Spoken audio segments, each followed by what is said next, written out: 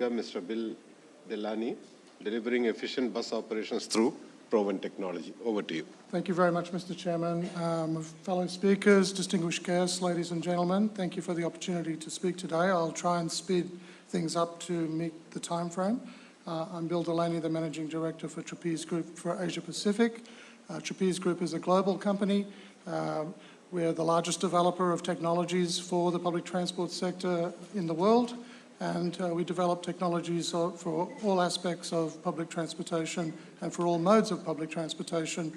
And I have the great joy to be responsible for Asia Pacific region from Australia and New Zealand through ASEAN to India and the Middle East. So I get to see operations in very many different types of economies, types of countries, types of cities, and I want to speak a little bit about this. You may be surprised to see that I'm not really going to speak about products or push any technology, but really think about how it should be applied.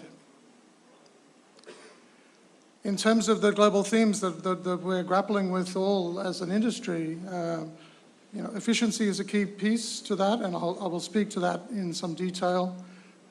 Privatization is another movement that is really unstoppable in the industry, and I'm pleased to have representatives from the private operation on stage with me today here in India.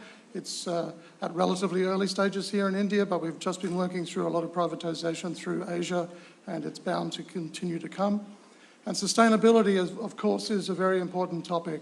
When I talk about sustainability, I don't just talk about environmental sustainability, I also talk about commercial sustainability, how your operations are sustainable, how our business is sustainable, and how the industry can be sustainable.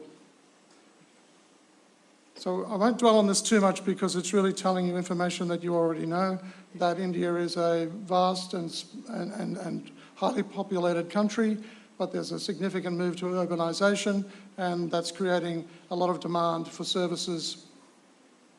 You're probably quite a unique country in the number of cities that you expect to build in the short to medium term, and that provides some very unique challenges, but also opportunities, because that gives you the opportunity to plan in ways that is very difficult to do when a city is already established over a long historical time. So when we look at efficient operations, what are the drivers that really we need to take into account? And I think of it as the 3 Ps. It's the population. Really doesn't matter, as Mr. Prasanna said earlier, what mode of movement we're talking about. We're really trying to make sure that we can efficiently move people from their homes to their workplaces, to their places of enjoyment, and between cities to visit families, to conduct business. Pollution is clearly another factor that we need to take into account, and it's a significant factor in India, it's a significant factor throughout Asia, it's impacting many, many countries. And it's not as simple as we may think. So everybody talks about the advent of the electric bus, and that's a great development for the industry. But really, if your source of electricity is a very dirty source of electricity, it doesn't really matter that you're using that to drive clean vehicles. So it really needs to be looked at holistically. And so what we try to do is provide the capture of data to let us measure these types of issues and take them into account when we're looking at how we run operations, either at a state level or at a private operator level.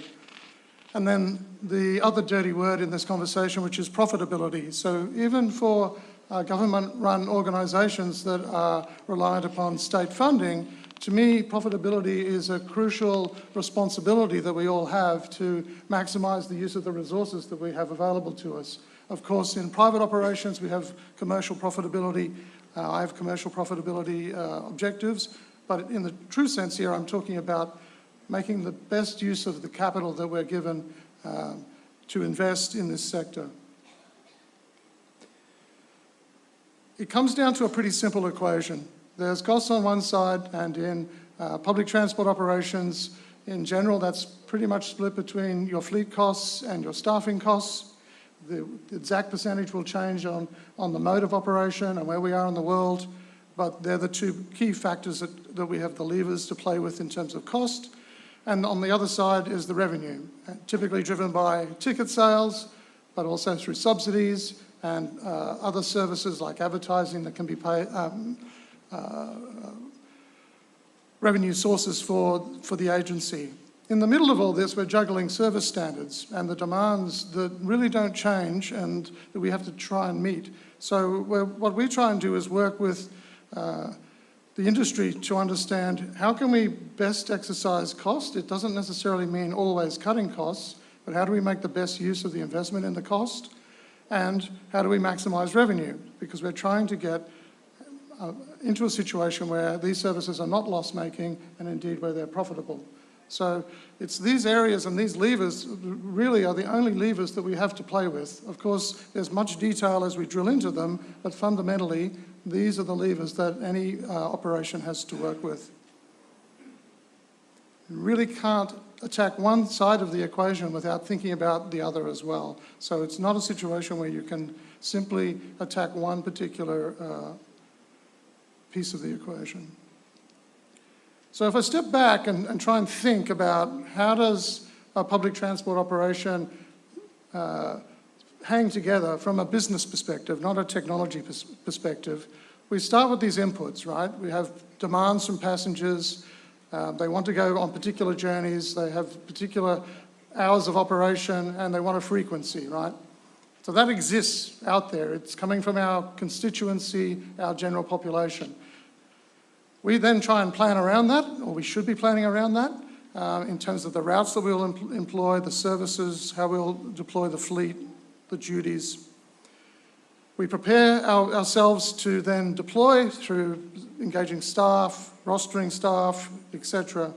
And then we actually operate the systems, signing drivers on, dispatching them, tracking the vehicles, dealing with the issues that happen during the day, because everything that was planned now has to deal with the reality. The bus that we expected to go has a flat battery, the driver or conductor is sick today, this road has roadworks. So we have to adjust. We're then engaging with our clients, the people who are looking at timetables, paying us fares, trying to understand in real time what's happening, and we monitor what's going on to inform them if we can. And finally, there's the management layer, where we're managing the performance, staff performance, financial performance, and ideally building in a continuous improvement loop. So underpinning all this is the financial management of all of these aspects.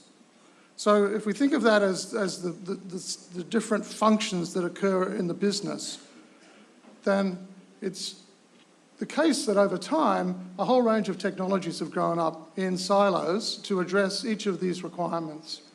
And historically, very specific systems have been built.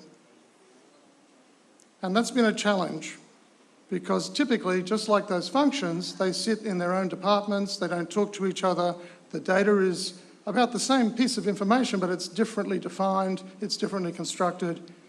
Whereas today, what we really need is all these systems talking to each other in an integrated fashion, sharing data consistently, so that we can make use of it very efficiently, so that we're using this system not for technology's sake, but to improve our business performance and operational performance.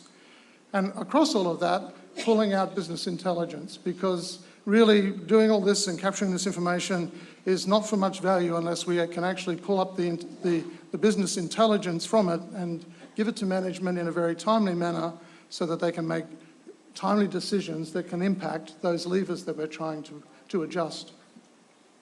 If I just look at this in a slightly different way, it's the same slide but with some colour coding, which is basically to say when we're looking at this from an integrated solution perspective, there are certain elements of the technology here that in our view are very specific to public transportation, and they require modules that have been built and to very specifically address those requirements.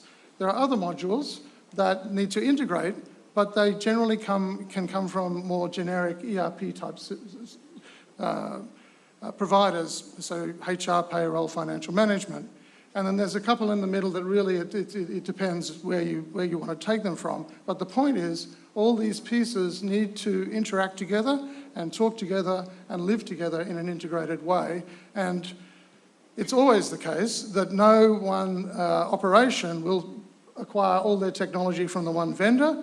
I wish they would sometimes if it was us, but that's not reality. So regardless of how you're bringing these pieces together, every vendor needs to be able to integrate and provide seamless interaction of the information and data that exists between these systems, because if you're not looking at this in an integrated way, you're really not getting the benefit that you need from the technology so that you can drive a better business.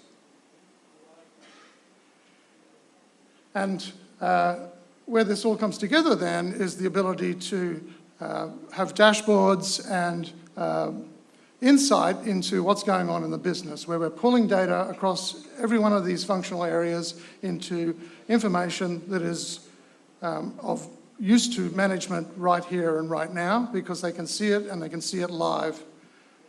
Now, I'm not going to attempt to try and demonstrate this up here, except to say that we have this live on our stand in the expo, and we can show you interactively through touchscreens how you can drill into this sort of information across the entirety of your business.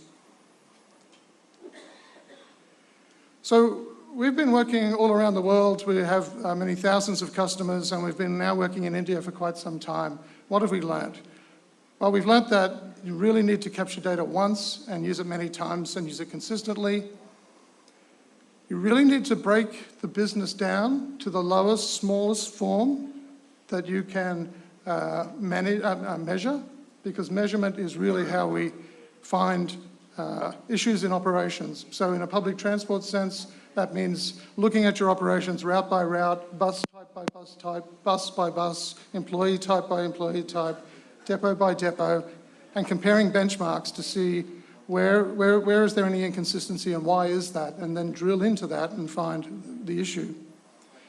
Putting live information in the hands of management is crucial, because that's the area where decisions can be made quickly to get improvement. And finally, understanding that there is no perfect outcome here. It's a live environment. The world keeps changing. Yesterday, all my rupee notes were valid, and today some of them are just pieces of paper. We appear to be about 5 votes away from having a President Trump.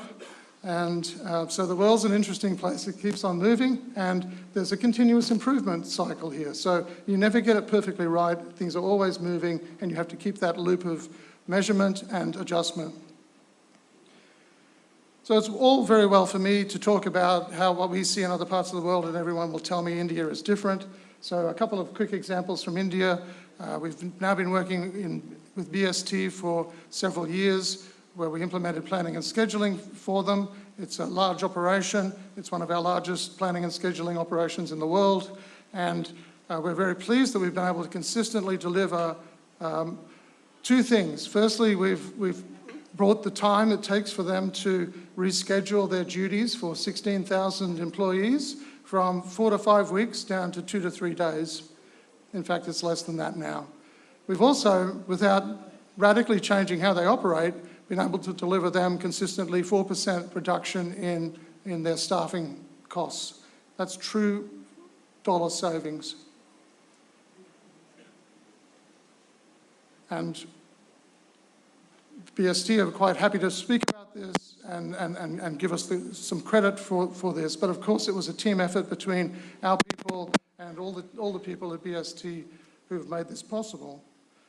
So BST is an example of us working with a large state authority, transport authority. We're very pleased that more recently we've been able to deliver a much more broader and integrated system to Purple buses as a private operator.